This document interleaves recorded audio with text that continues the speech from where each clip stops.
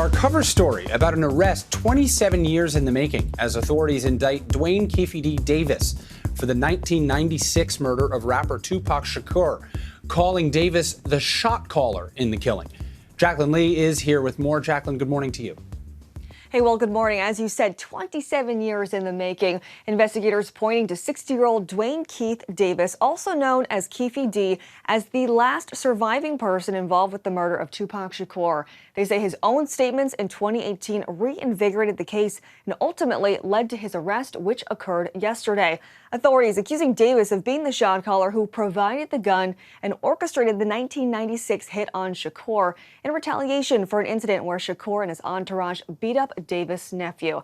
Now, a few months ago, back in July, police raided his home where they took multiple computers, a cell phone, bullets, and they confirmed the evidence they confiscated led to his arrest. Now, as for what's next, Davis will appear in court within the next few days to determine custody status and set a trial date. Will. All right, Jaclyn, thank you for that. And for more, let's bring in ABC News legal contributor Brian Buckmire. Brian, thank you for being here with me today. There's so many questions in this case. This has been perhaps the enduring mystery in hip hop, in all of pop culture. Who killed Tupac?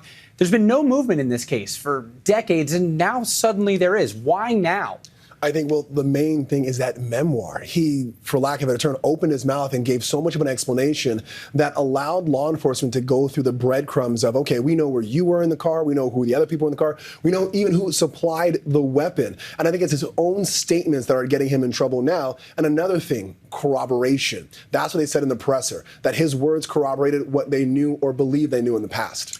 And what do you see as a possible defense here? Could Keefe D's memoirs and other interviews serve as both sort of ammo for his defense and for the prosecution's case? Absolutely. It's going to go both ways. Right now, he's indicted for one charge, but there's these two sentencing enhancers for using a deadly weapon and also in furtherance of a gang. I think he can pull apart this case by saying, hey, this was not in furtherance of a gang. I didn't try to push this agenda. This was a beef between my nephew and Tupac Shakur, and I was just simply there for the ride. I wasn't pushing the buttons. I wasn't the shot caller as the prosecution is accusing him of.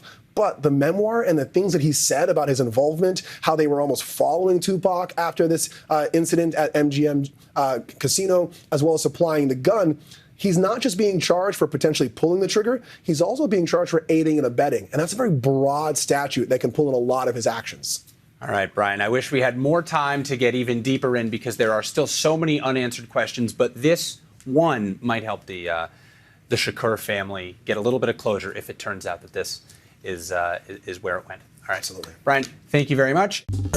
Well, hey there, GMA fans. Robin Roberts here. Thanks for checking out our YouTube channel. Lots of great stuff here. So go on, click the subscribe button right over here to get more of awesome videos and content from GMA every day, anytime. We thank you for watching, and we'll see you in the morning on GMA.